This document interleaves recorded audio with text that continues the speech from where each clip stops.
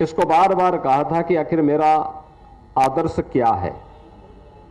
यानी संविधान केवल एक पुस्तिका नहीं, एक ग्रंथ नहीं, भारत को क्या चाहिए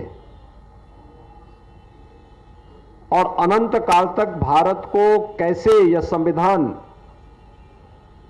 आगे बढ़ाएगा। तो उसमें उन्होंने जिन बातों का उल्लेख किया, केवल 3 शब्दों के आधार पर उन्होंने सब कुछ कह दिया। स्वतंत्रता, समानता और बंधुत्व इस संविधान का आदर्श होगा। अब याद करिए, भारत के संविधान ने देश को सम विषम परिस्थितियों में कैसे एक नई दिशा दी है। कुछ लोगों ने संविधान का गला घोंटने का प्रयास किया था इमरजेंसी के समय में, लोकतंत्र को रौंदने का कार्य किया था, लेकिन पूरा देश एकजुट होकर के जोरदार प्रतिक्रिया व्यक्त किया था, प्रतिकार किया था। और यही नहीं, हम लोग जब इन सब मुद्दों को देकर देखते हैं,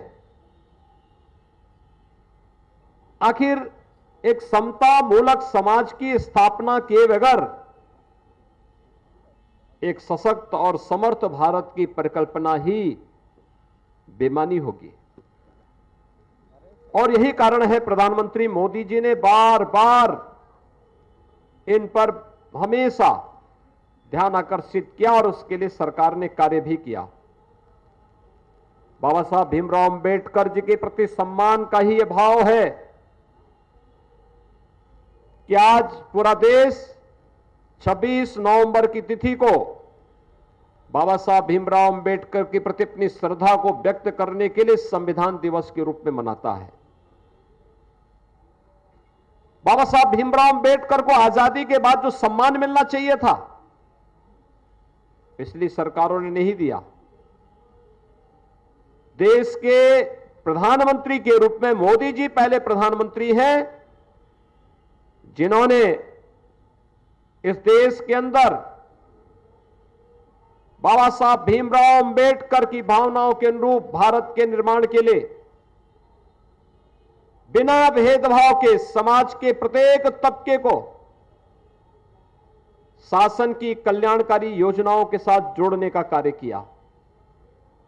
बाबा साहब भीमराव अंबेडकर के जुड़े हुए 5 प्रमुख स्थलों को पंचतीर्थ के रूप में विकसित किया।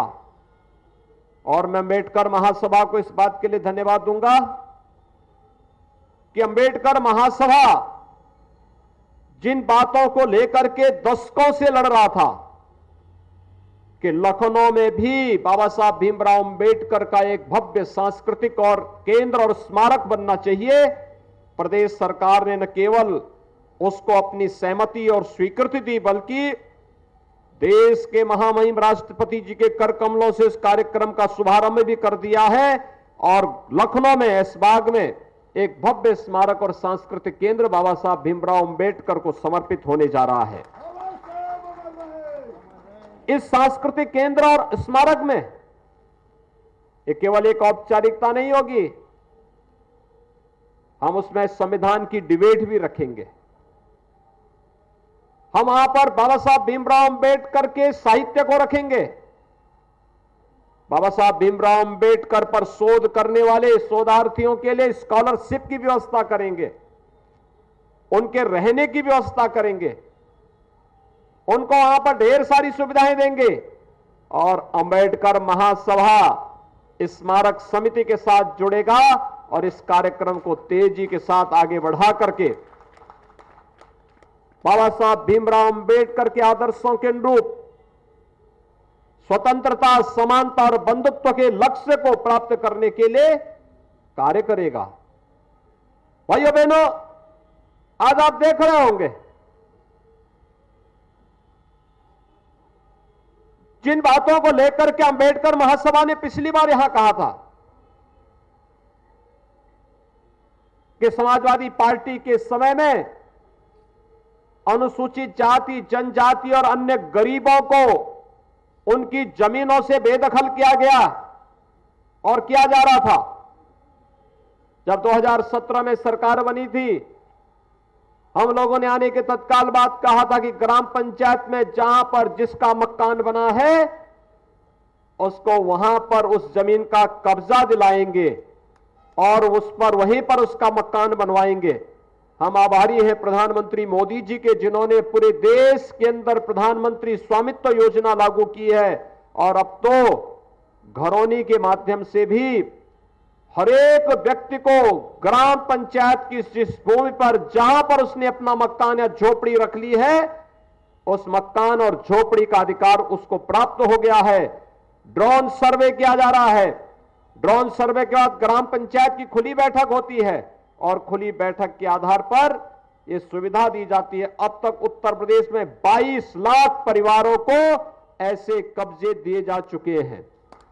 एक बड़ी क्रांति इसके माध्यम से आने जा रही है। स्वामित्व योजना, प्रधानमंत्री स्वामित्व योजना, हर गांव में यह अभियान चलाया जा रहा है। आज अनुसूचित जाति, जनजाति और अति पिछड़ी जाति से जुड़े हुए बच्चों की स्कॉलरशिप समय पर भेजी जा रही है। अब आश्चर्य करेंगे कि वर्तमान सत्र में हम लोग 68 लाख बच्चों को स्कॉलरशिप दे रहे हैं या शुल्क प्रतिपूर्ति देने जा रहे हैं। ये अनुसूचित जाति, जनजाति के बच्चों की स्कॉलरशिप को रोकने का काम किसने किया था? 2016 में समाजवादी पार्टी ने कर दिया था। ये लगातार समाज को बांटने वाले लोग हैं। इनसे आप कोई विशेष उम्मीद मत करिए।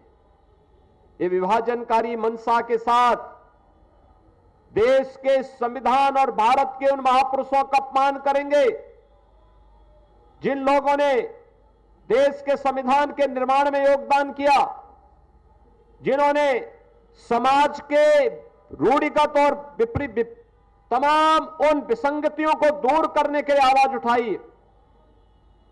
कुछ लोगों को अच्छा नहीं लगता और यही कारण है कि बाबा साहब भीमराव अंबेडकर के बारे में भी पिछली सरकारों में जो गलत टिप्पणियां होती थी, आज वे लोग अपने कृत्यों की सजा स्वयं भी भुगत रहे हैं।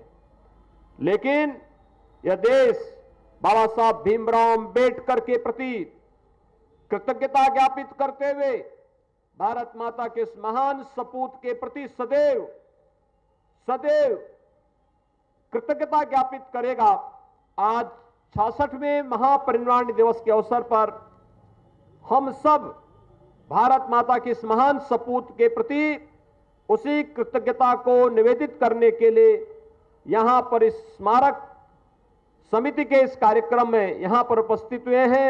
मैं एक बार फिर से अंबेडकर महासभा को इस कार्यक्रम के लिए हृदय से साधुवाद देते हुए उन्हें आश्वस्त करता हूं कि बाबा साहब भीमराव अंबेडकर के जिस मिशन को लेकर के अंबेडकर महासभा कार्य कर रही है, प्रदेश सरकार लगातार उन कार्यक्रमों के लिए, उन मूल्यों के लिए कार्य करेगी। आप सबके प्रति मैं हृदय से अपनी शुभकामनाएं देता हूं और बाबा साहब भीमराव अंबेडकर के समाज और राष्ट्र को दिए गए उन बहुमूल्य आदर्शों के प्रति उन्हें विनम्र श्रद्धांजलि अर्पित करते हुए अपनी वाणी को विराम देता हूं। धन्यवाद। जय हिंद।